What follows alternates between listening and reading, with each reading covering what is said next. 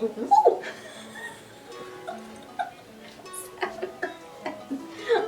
sure you don't even care. You don't even care. Okay, so today is the first and certainly not the last beer babbles. So beer babbles are just, I have some beer and babble on about whatever you decide. I put up a yes or no of would you like to hear more about my tattoo, what it means, why I got it, how to prep for a tattoo, and why the last 2 times under the needle didn't go so well, and 100% of you said, yes, tell us more about that. So, let's go. Well, I need a hand in opening my beer.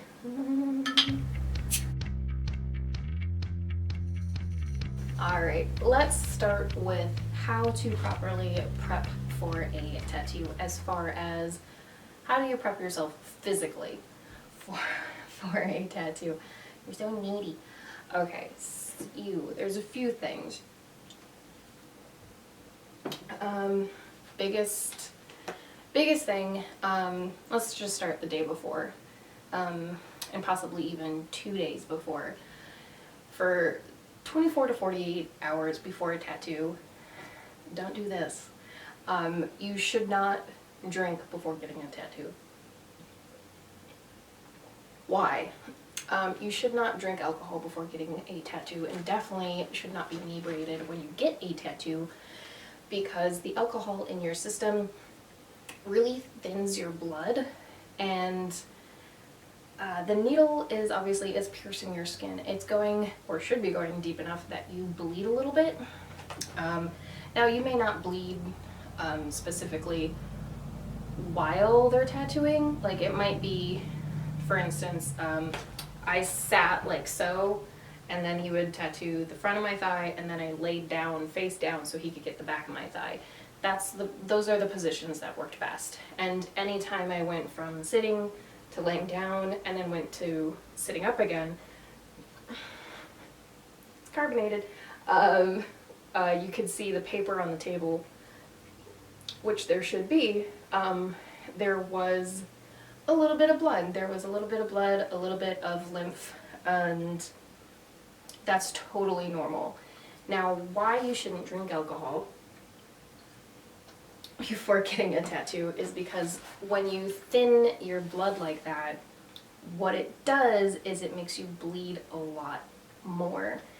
So basically what you're doing is making their job, the tattooist job, a lot harder. Because if you're bleeding really heavily during that tattoo, it's hard for them to see what the hell they're doing. So if you're bleeding throughout the entire tattooing process, they don't know what they're doing, you're way more likely to get a tattoo that is subpar and is not their best work. They're going to be frustrated because they didn't do a good job. You're going to be frustrated because even if your pain tolerance was increased, now you're left forever after with a subpar tattoo.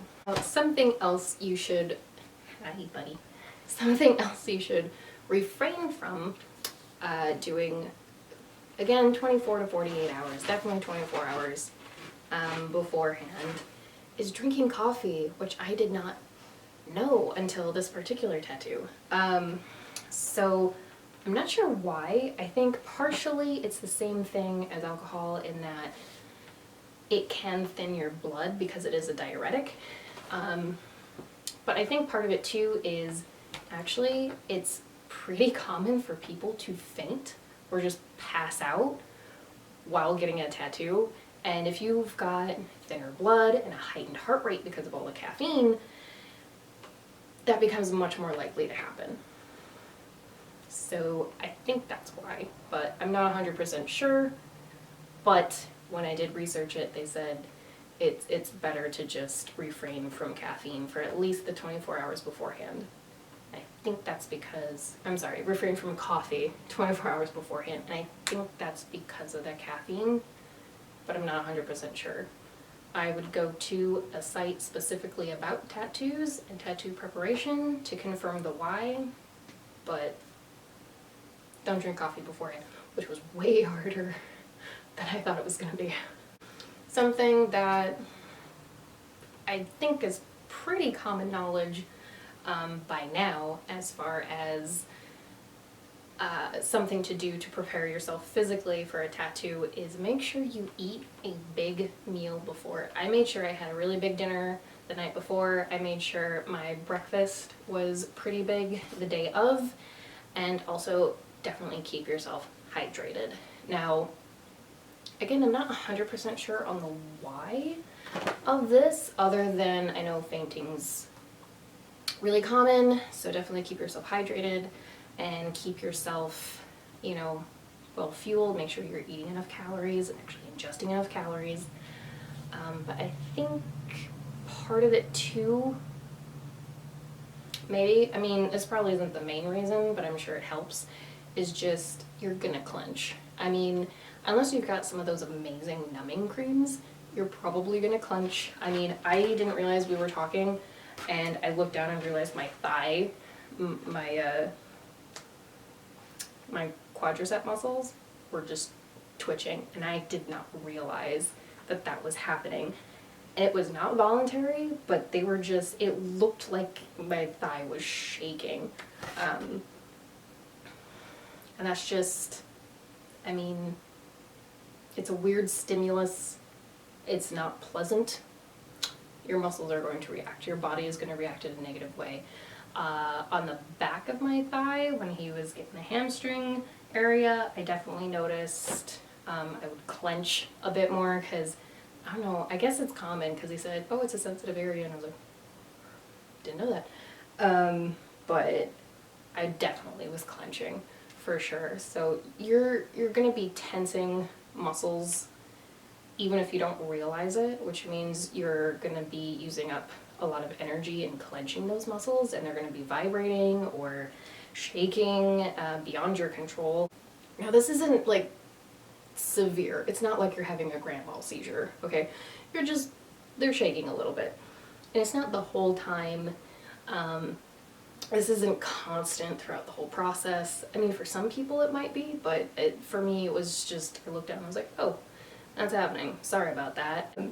There was an episode of Ink Master where one of the canvases, to help out, shaved his own arm. And apparently he did a really bad job of it. He kind of gave himself razor burn.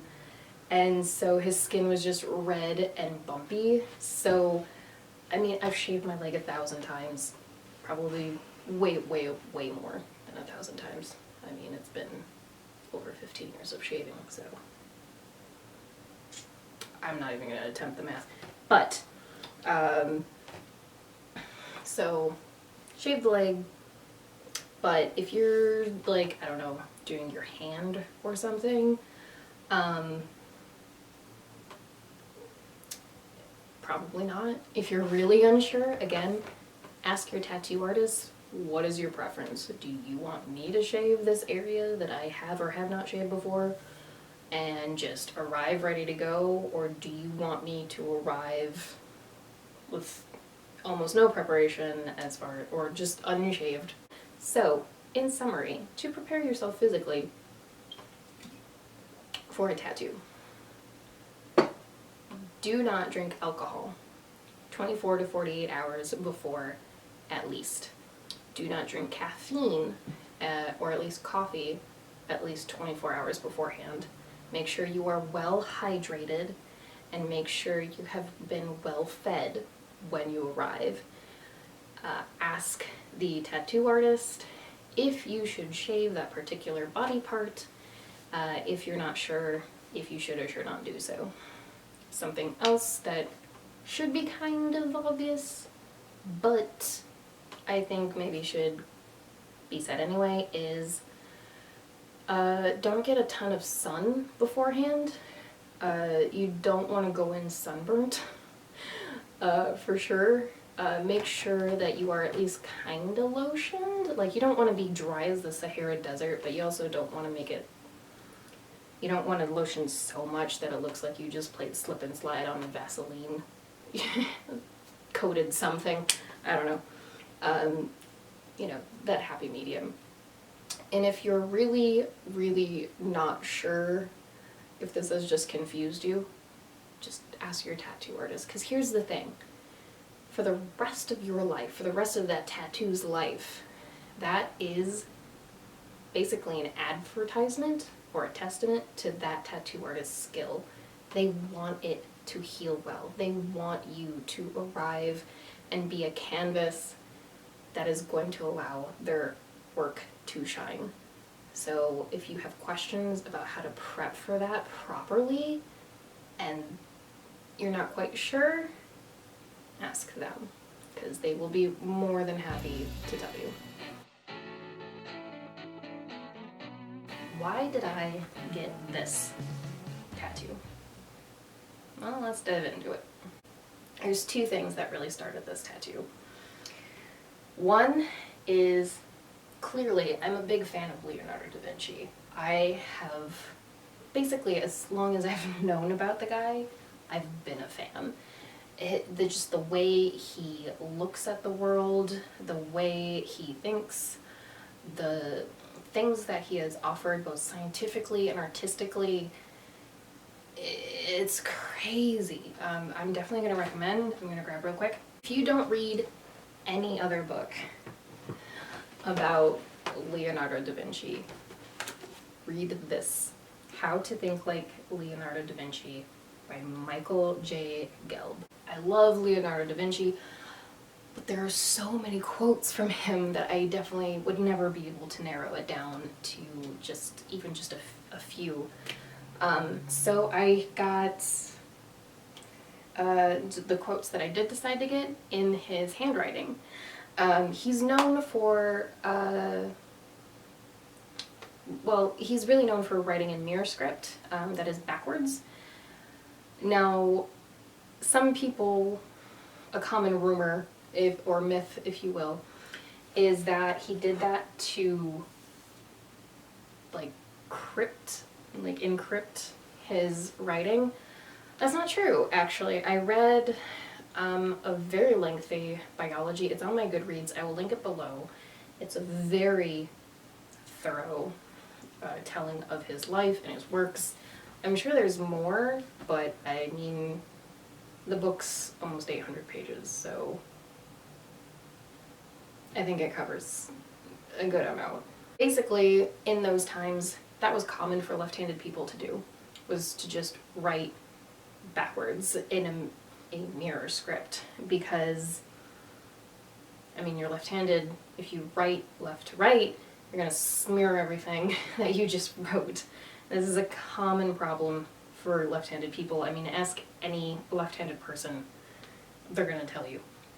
So I got it in his handwriting. The P's in particular, which I really thought was fun, the tattoo artist said, I love the P's, they're so cool.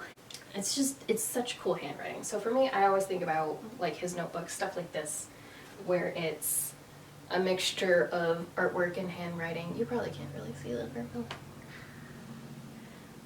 But a mixture of graphs, artwork, and handwriting, because that's what his notebooks are. So when I think of Da Vinci, I don't just think of how he thinks and what he's offered the world, but also his handwriting. So for me, the handwriting was something I definitely wanted to have. The other thing is, I know it's not in the book. Don't hate me. But in The Hobbit, not in the book, but in the movie, Gandalf says something that I think is really profound and really guiding for everyday life. And it is, let me read it here. I found it is the small things, everyday deeds of ordinary folk, that keeps the darkness at bay. Small acts of kindness and love. And it kind of goes back to something that Galadriel says in the Fellowship, because they were still together. And she tells, no, it's not in the Fellowship, because that's when because he'd fallen down and he was in the Den of Sheba, so that was not the Fellowship. Oh, I almost made a big dork mistake. Anyway, he sees Galadriel and she says something along the lines of, even the smallest person can change the course of the future. And it's probably said twice. I think it's said once when they're actually face to face physically, and then he just remembers it later. I'm gonna have to rewatch the trilogy for like, that's probably the 200th time at this point, but worth it. So it goes back to that thing of there's nothing too small to change the world. Even those small acts add up. And I think that's really profound. I think that's something really profound. I think that's something that helps you with your day-to-day, and you're like, who cares if I'm doing the dishes? Who cares if I'm doing this on time? Who cares if I'm doing this or that? And it can get really disheartening when your life seems to be a series of little things, and it's that reminder that these little things add up. Another quote I saw, I see it a lot with motorcycle stuff, and it is, never trade the thrills of living for the security of existence. This is definitely more something that my now husband Dale has helped me do, is not just settle. It's okay to strive for something more. You don't just have to have a 9-to-5 job or, you know, work at a high school as a coach or whatever. You know, it's okay for you to chase your dreams. It's okay for you to try to do something a little extra extraordinary. And so this quote definitely reminds me of that. I think I found it around the time, I can't remember if I found it before or after. My parents got in a really bad motorcycle accident. For those of you that don't know, I do ride. I absolutely love it. It is a spiritual experience. It's amazing. And it's something I want to do forever. And that's actually why I got this on my left thigh, is because the left is where you shift. So that's why it's on the left. And basically anytime you get on the bike, you could die. You know, it's something that you just have to be at peace with. You know, there was a time I was out and a bird flew literally this far in front of my face. And I mean, and it wasn't small, it was this freaking big. And that's something that was completely unavoidable. If that had been a split second different, if that had hit the side of my head, I could have crashed. Who knows? And that's something that you convince yourself, well, I'm a safe driver, you know, I'll be fine. But then, you know, that happened, and it was really a reminder that, no, you know, there could be something completely random, completely outside of your control that could happen, that could end up with you, you know, being dead. Who dat? So what happened, my parents, around the time that I decided I definitely wanted this tattoo, was they got hit by a deer. Not they hit a deer, they got hit by a deer. Basically, the day of, by the end of that day, I knew my parents had been in a motorcycle accident. I knew they were both rushed to the hospital, and I knew my mom had been airlifted to another hospital. But I had no idea about anything else other than that. I didn't know if there was internal bleeding. I didn't know if there were broken bones of any kind. I didn't know if there was brain damage of any kind. I did not know. Basically, I spent the next 24, 36 hours not knowing if my parents were really alive or dead. We got an update a couple hours after the accident, and then we didn't hear anything for a good bit, me and my brothers. It's something that it had enriched their lives so much. It's definitely enriched my life a lot. And you have to accept that risk. You have to be okay with the fact that it could be over at any minute. And not just with riding, with anything in life. You know, you could, Dale and I, when we were living way up north, we were walking and I almost got hit by a car just walking down this tiny back road that we lived on. And if I had decided to jump to the side or just make a casual step to the side as that car had decided to zoom past, I would have been hit. They were passing some other slower cars. And so you never know. And you might as well, actually live in the time that you've been allowed. Those two quotes I definitely knew I wanted, but obviously the second quote is much shorter than the first, and so literally like a couple days before I made the appointment, I found a quote from Inkheart, which is a series I love. I already have a piece from that, which I will talk about in the next bit, and it's just, the written word is a powerful thing. Be careful with it. Something like that, exactly. Okay, so it's, the written word is a powerful thing. You have to be careful with it, is the exact wording. So that, to me as a writer, is a reminder to be responsible with the words that I put to the page, be responsible with the stories that I put out into the world. And, there's a lot of power in books. There's a lot of power in the written word. You really need to be responsible with it. What happened the last 2 times I went under the needle? Well, let's get into it, shall we?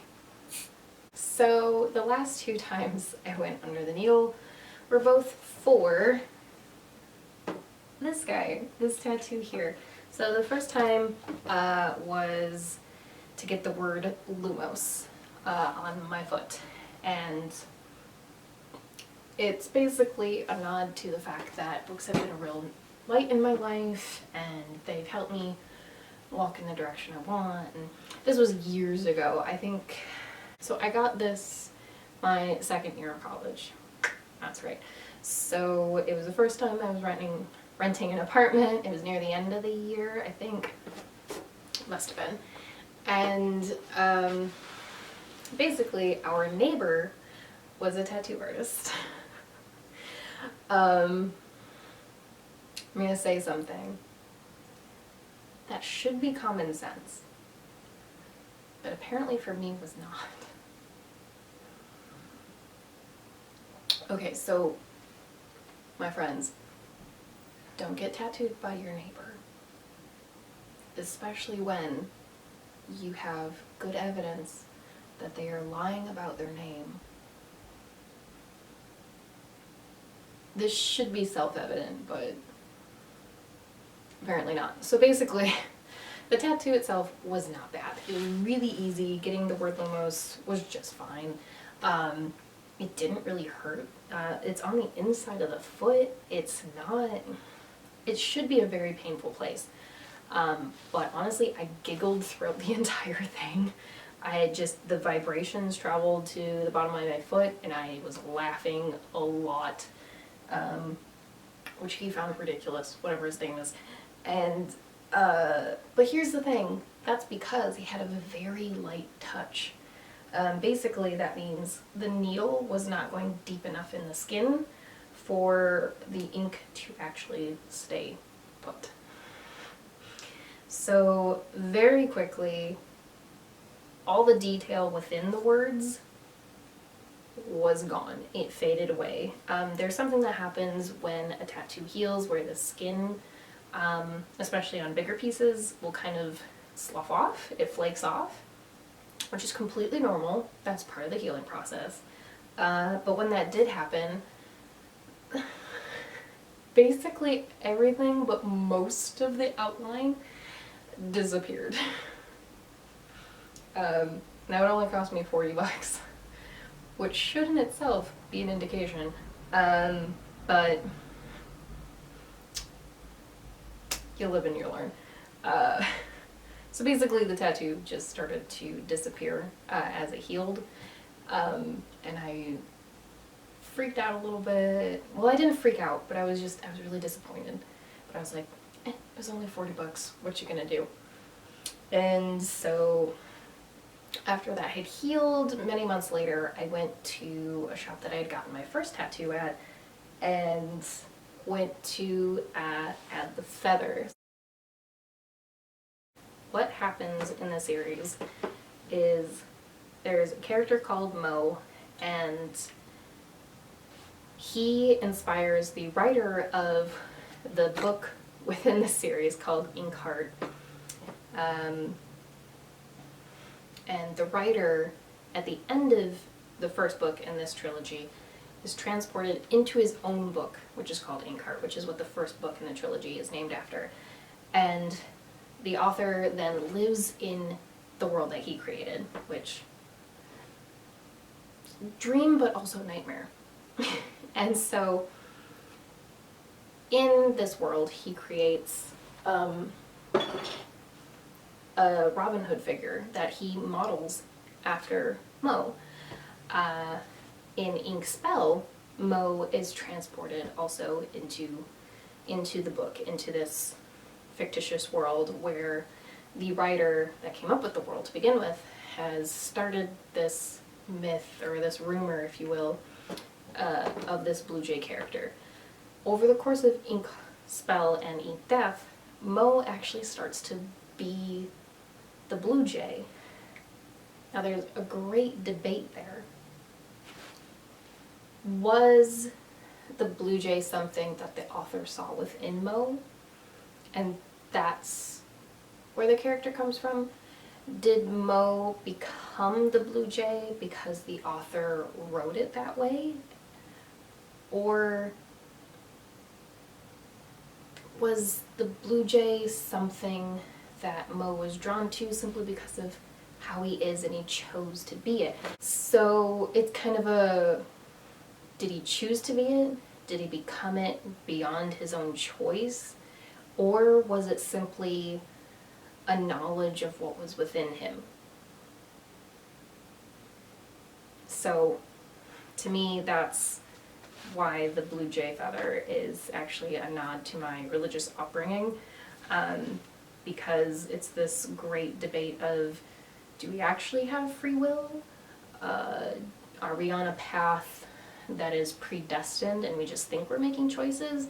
Or, and this is more what I think, is predestination simply a knowledge of what you're going to do eventually?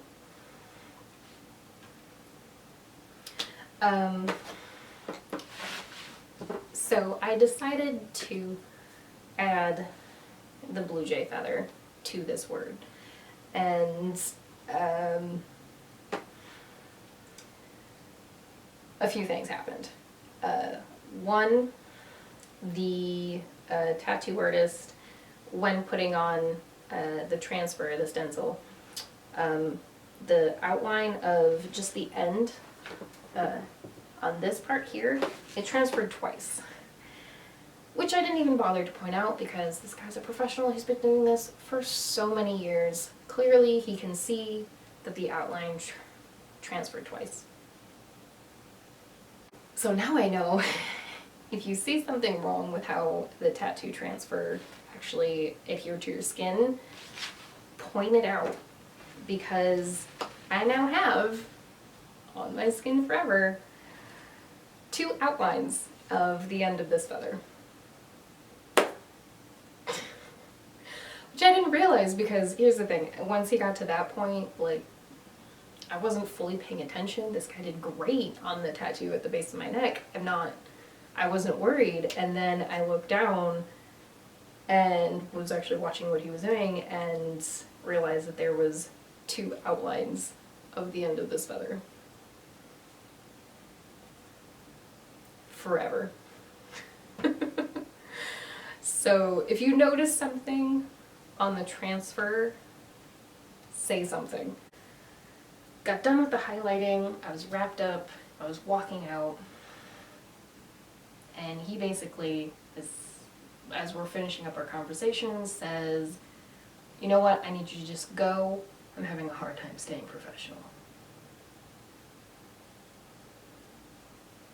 So that memory is forever attached to something permanent on my body. That's great. Thank you for that. And it goes fine for the next couple days. I put a little bit of an ice pack on it, which can help with the healing process. If you want to hear about how to help your tattoo heal optimally, that's a whole different video. Let me know in the comments below.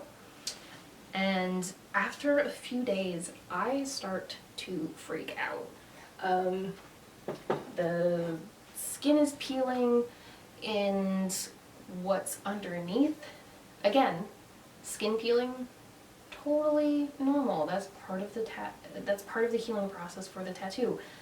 But what is underneath that peeling skin is not nearly what the finished product will look like. I freak out.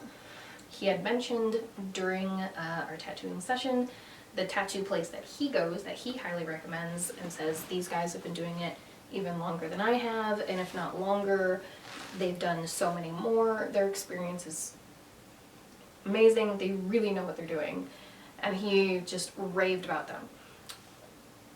I happen to actually live in the town where that place is at the time. So,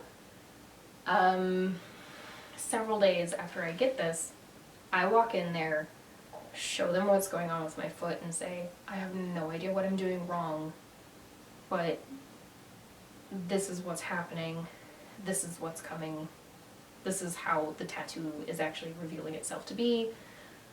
What can I possibly do different?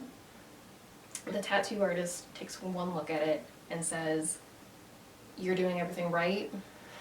The tattoo artist used too light of a touch.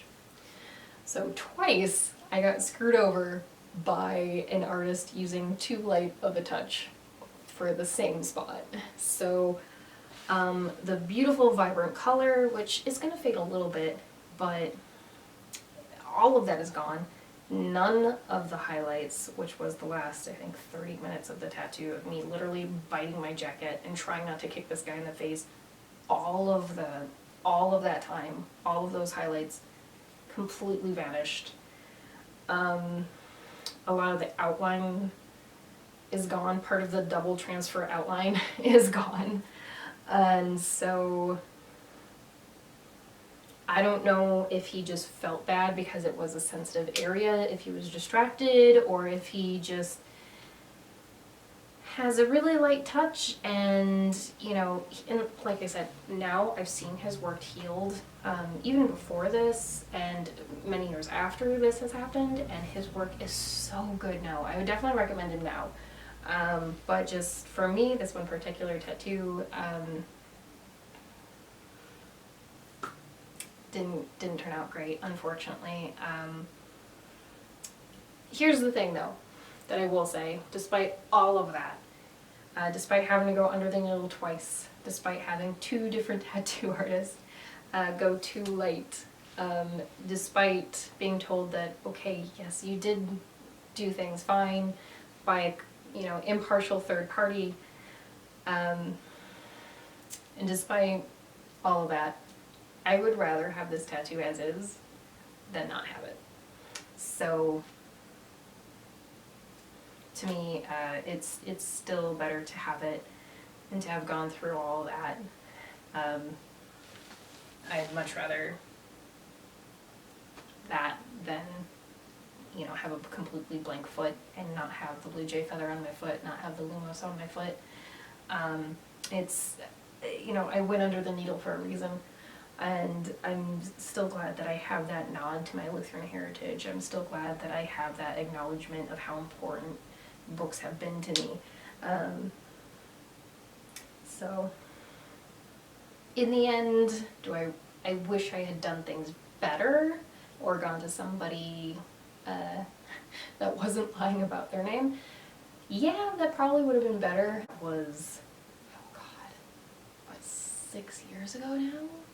At least, probably more actually, if I were to actually do the math, between that tattoo and this one, which I have absolutely no regrets over and is healing so well. Like I said, it's at the itchy stage now. I got it on a Saturday and it's currently a Tuesday, and it looks great. It looks fantastic. The guy was really quick. He went over with a smaller needle for the up or down strokes, and then a thicker needle for the other kind of strokes, and it looks so good. It looks like Da Vinci's handwriting. It's healing phenomenally, and absolutely no regrets on this one for sure. Well, I mean, no regrets on any of the tattoos. They were right for me at the time, and I chose them for a reason. So that's that. So that's how you prepare for a tattoo physically.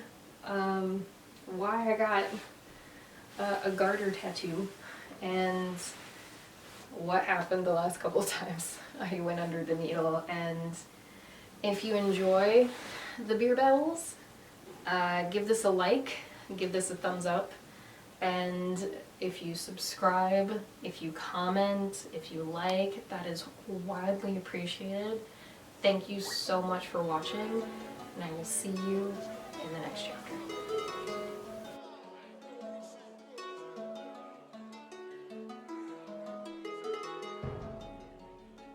Alright, was that video long enough?